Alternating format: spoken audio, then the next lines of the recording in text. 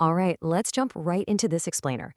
Today, we're unpacking a seriously fascinating report by Grace Mumo called The Mineral Mandate.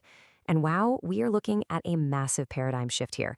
It's happening right under our feet, and well, literally right above our heads.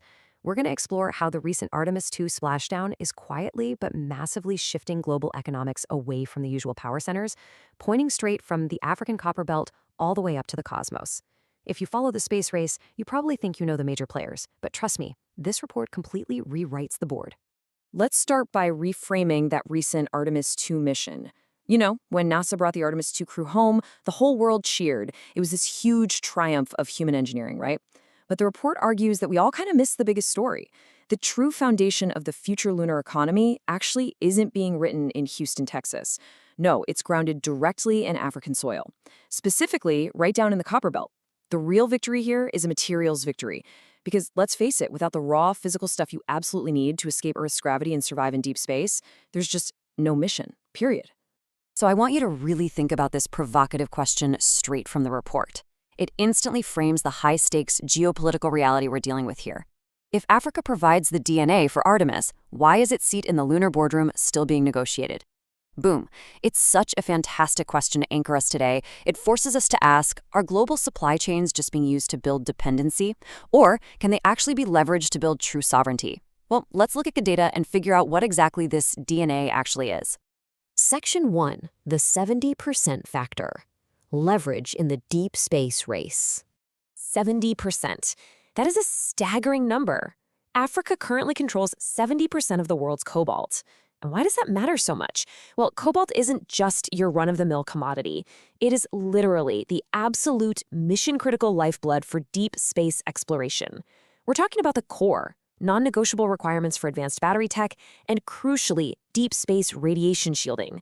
Pushing the boundaries of space has always been about achieving the impossible, right? But 70% of the physical materials required to actually reach that final sanctuary, they're sitting right there, managed on the African continent. Section 2. The paradigm shift from extraction to sovereignty. For decades, the global market has basically treated Africa like a colonial warehouse, just a place to extract raw materials so they can be exported, refined, and branded somewhere else. But looking ahead to a massive structural shift targeted for 2026, Grace Mumo's Sovereign Shift strategy lays out a completely different reality. It's all about value addition at source. What does that actually mean? It means the components for the next lunar lander aren't just scooped out of the dirt in Africa. They're branded, engineered, and certified right there, too. It's a total pivot from just being the people who dig the dirt to stepping up as the true architects of space-grade technology. Section 3. The 55th African State. Boardrooms and stars.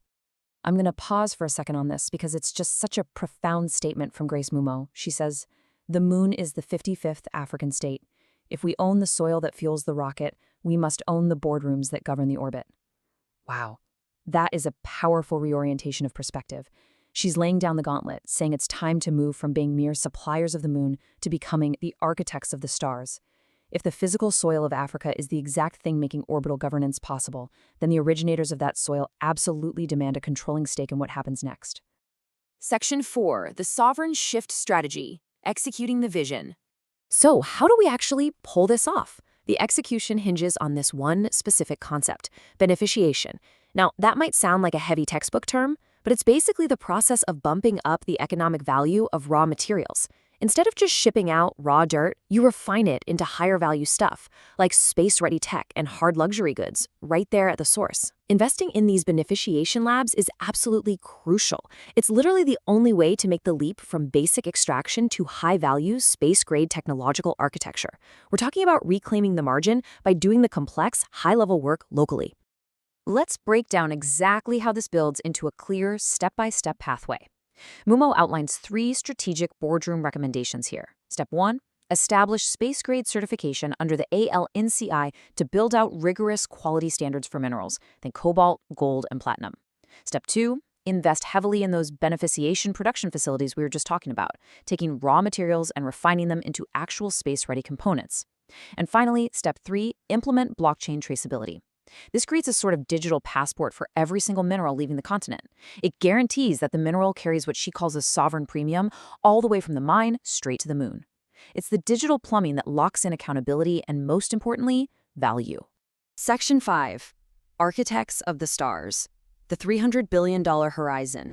Driven by this whole space-age beneficiation and high jewelry branding, the targeted growth trajectory here is just staggering. By reclaiming the margin and executing this sovereign shift, the African luxury and space economy is targeted to blow past the $300 billion mark by the year 2030. To put that into perspective, it's a monumental economic leap. As the report powerfully puts it, we aren't just mining for the world, we are branding for the cosmos. This $300 billion horizon, it's the direct mathematical result of finally taking ownership of the entire value chain. I want to leave you with this really provocative thought directly from the report. It totally challenges you to think about your own place in this fast-moving lunar economy. Ask yourself, in 2026, is your brand an earthbound relic or a space-age architect? The mineral mandate lays it out plain and simple. The tools to govern the orbit are already in hand. The only question now is, are you going to sit back and be a spectator of the stars, or are you going to be an owner of the horizon? Thanks so much for hanging out with me for this deep dive, and I will catch you on the next explainer.